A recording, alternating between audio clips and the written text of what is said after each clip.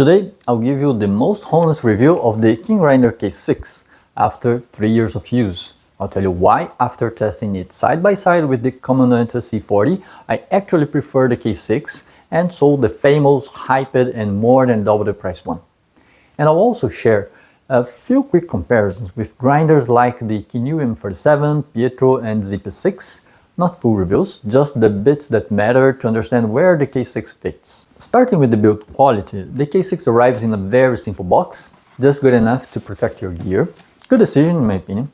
I prefer the money going into the grinder, not the packaging. It's a solid build, almost all aluminum alloy and stainless steel, except the lid and the knob. It's lighter and it looks cheaper than my Kinu M47 Classic, which is basically a 1 kg tank, but the K6 performs far above what it looks like. It uses a 48mm conical burr, very similar to the Comandante C40 and Espresso K Pro.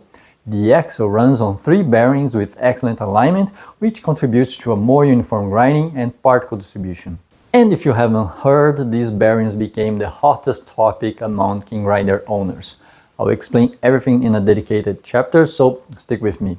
The external adjustment is very precise, 16 microns per click, 60 clicks per turn, and 4 full rotations. In real life, I use something between 35 and 140 depending on Espresso or V60. Could you have smaller steps? Yes, the J Max and J Ultra go down to 8 to 8.8 microns. Do you need it? Even for Espresso, I don't think so.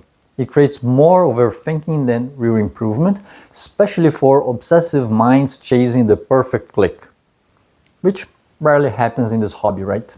And honestly, puck preparation or stopping at the same weight as your previous shot will change the taste way more. These 16 microns already move your extraction by 3 to 4 seconds. It's good enough. One detail.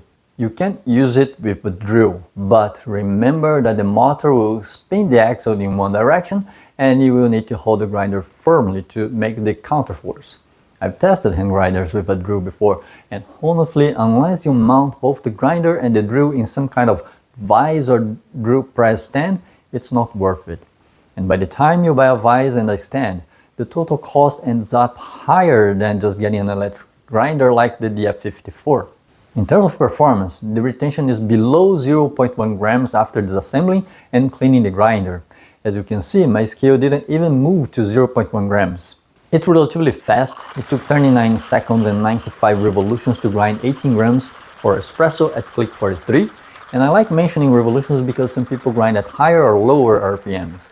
My Kinu M47 at 1.3 turns took 1 minute and 26 seconds to grind the same 18 grams in 162 revolutions. Regarding the effort, some people find the K6 hard for Espresso. To me, it's easier than the K4, which is faster but heavier, and I think it's harder than the Kinu, which is slower but smoother. Faster grinding means more torque, smoother grinding means lower speed. No magic here. Personally, I prefer a harder but faster grinder. Maybe I'm a sprinter and you're a long-distance runner, but for me it's more tiring to grind with the Kinu. Ergonomics are also better in the K6. It has a better grip in my experience, and the finger stopper on the Kinu helps, but the body is quite slippery. And for people with small hands, the K6 is great. Before selling my Comandante, I lent both grinders to a friend, and she preferred the K6 because it's slimmer. My hands are also small, but I never saw the C40 as a problem on this regard. For pour-over, at click 130, it took 29 seconds to grind 20 grams in 89 revolutions. Super easy, very low effort. My ZP6 at 4.5 took 37 seconds and 105 revolutions. Flexibility is one of its strengths. It makes very good Espresso and V60. To my taste, it highlights acidity, fruitiness, and a bit more clarity. It's easier to note the florals in an Ethiopian compared to the K4. The K4 is great for people who want a more traditional espresso with more body and sweetness, but for pour-over, it tends to blur the perception of flavors and bring some bitterness due to the fines that it produces. But being multi-purpose has a price. For filtered, the K6 isn't as clear as a ZP6 or a Pietro. They are in another league if clarity is your goal. But the ZP6 doesn't make espresso, and the Pietro, well, It's already a pain to use for the 60, even with the 3D printed base that I designed for it. Espressos, well, no thanks. And what about the Comandante? I'll get there, and I had surprisingly interesting results comparing the K6 and the C40 side by side. But before that, I need to tell you the main concern you may have if you buy a K6. Some users around the world, including friends of mine, have reported bearings rusting, sometimes only a few months after buying. The suspected cause is RDT, spraying water on the beans to reduce static. This is more common in electric grinders with high RPMs, but some people still do it with hand grinders. The manual recommends spraying water onto a different object, not directly into the grinder. On Reddit, I saw a user who followed that and had no issues after 2 years. However, I also know people who sprayed water into a dosing cup, 1 or 2 spritzes, and still had rust. My personal experience, almost 3 years with this K6, about 2 years with a K2, and 4 years with the K4, zero rust. But I never do RDT. I did a couple of times just to test, but my conclusion was it's not necessary. Retention is already low on hand grinders. So regardless of the exact cause, some users do experience this, and I don't recommend doing RDT. Alert made, let's move on. When I bought the Comandante, I was trying to find my best grinder for pour-over. I wanted to test the renowned C40 and also the 2 most popular options at the time, the ZP6 and Pietro.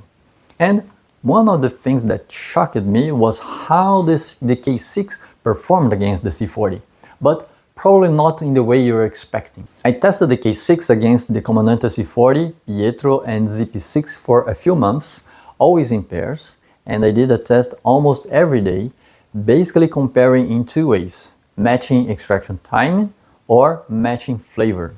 With the same extraction time, the cups were close, but still different enough to distinguish.